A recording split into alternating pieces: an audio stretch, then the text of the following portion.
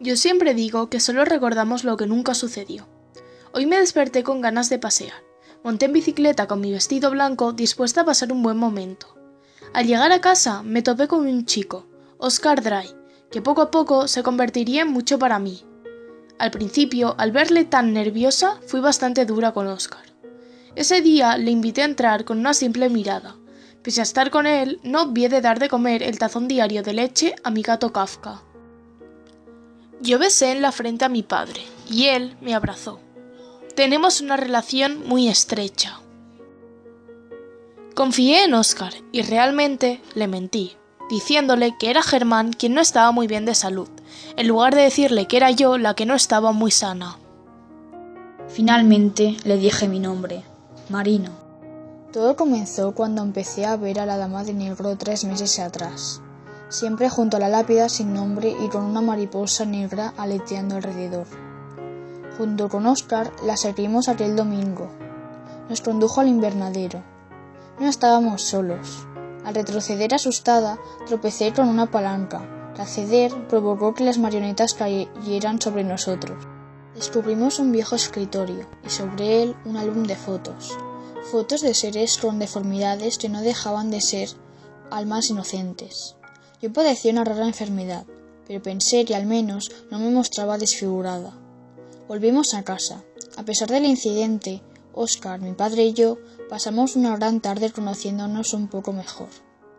Sé que me queda poco tiempo, pero como mi madre, intentaré vivir cada día como si fuera una nueva aventura, sabiendo además que cuento con Oscar.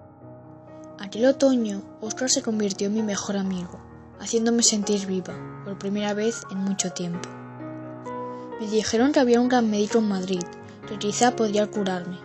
Fui a verle, pero a Oscar le dije que era por mi padre. Al día siguiente me tocaba ir al médico. Fui con Germán. El médico no me dio muy buenas noticias y me enfadé. Odiaba estar en esa situación, y más ahora que había conocido a Oscar. Él era mi punto de apoyo. No sabía cuándo contárselo. Una noche, Oscar vino a mi casa con la cara descompuesta. Me contó que una extraña criatura que buscaba el álbum le había atacado. Viendo el peligro que sufría, lo invité a quedarse por Navidades en mi casa. A la mañana siguiente decidimos ir a casa de Florian y allí que nos contara lo que sabía de Mijail. Al principio, él no nos quería abrir la puerta, pero cuando le contamos que sabíamos cosas de Mijail, nos la abrió. Oscar miraba las fotografías del álbum y encontró una donde aparecía el Dr. Shelley y su hija María. Averiguamos dónde vivía y fuimos a visitarlo. Allí él nos explicó todo lo que sabía sobre Mijail y Florian. Aquel día entré en una de las habitaciones de mi casa para dar los buenos días a Oscar. Nada más entrar, él se sobresaltó y se incorporó de golpe. Yo notaba que le dolía todo el cuerpo, estaba golpeado. Oscar me preguntó que cómo había llegado hasta aquí. Le respondí diciéndole que alguien le trajo al amanecer y no dio su nombre. Oscar me dijo que pudo ser Claret. Yo estuve asustada durante toda la noche anterior.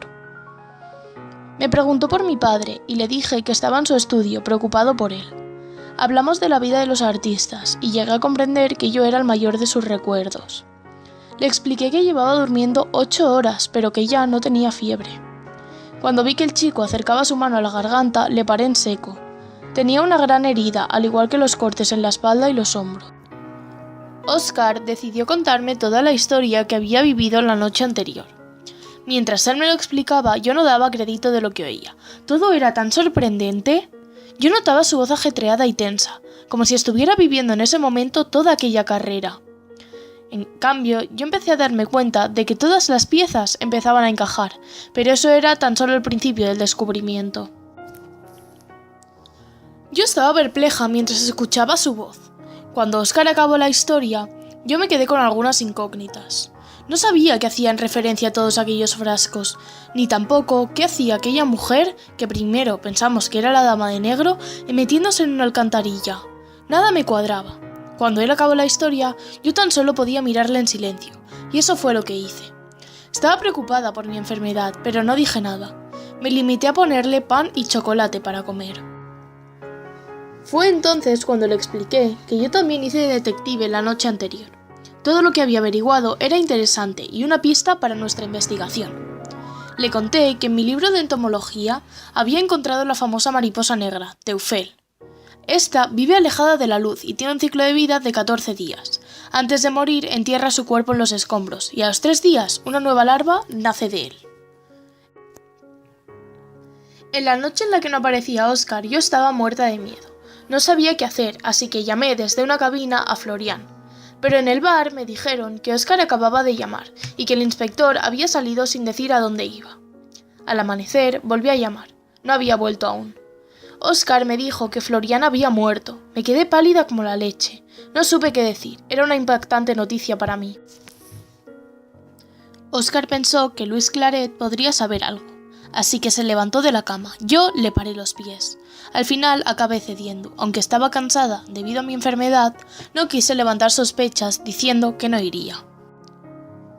Cuando Claret acabó de explicarnos de cómo conoció a Mijaíl, nos llevó a través de un estrecho pasillo que conducía al interior del Gran Teatro Real. Yo estaba sorprendida, y Óscar y yo encajamos gracias a miradas todas las piezas del rompecabezas. Allí encontramos a Eva Irinova, que nos contó la historia que había ocultado durante 30 años. Óscar y yo quedamos realmente sorprendidos con el relato de su historia. Nada era lo que parecía. Quedaba muy poco tiempo para que Mijaíl nos encontrara. Intentamos escapar, pero Kolbenik me capturó. Justo cuando iba a matarnos a ambos, cayó muerto por una bala de plata que Eva disparó. Se quedó con él mientras el teatro desaparecía bajo las llamas. ¡Arde Barcelona!, leímos en todos los periódicos el día siguiente. Ninguno mencionó la vieja historia de Mijaíl Kolbenik y Eva Irinova. Nosotros tampoco lo hicimos. Toda aquella aventura fue nuestro secreto. Óscar y yo volvimos a casa, y allí pasamos varios días, pero no hablamos de lo sucedido. Cuando llegó a casa solo estaba papá, y muy triste. Entonces dijo que estaba ingresada en el hospital de San Pablo, y Óscar se dio cuenta de todo. No era Germán quien estaba enfermo, sino era yo, y todo el tiempo le había engañado. Óscar, durante semanas, venía a verme al hospital, justo después al terminar las clases. Eso sí, siempre acompañado de papá. A principios de mayo de 1980 comencé a empeorar y me tuvieron que trasladar a la UBI. Después de unas pruebas del doctor Rojas, le dijo a papá que iba a morir y entonces decidieron llevarme a casa. Una noche besé a Óscar en los labios y le dije que le quería. Poco después cerré los ojos y no volví a abrirlos nunca jamás.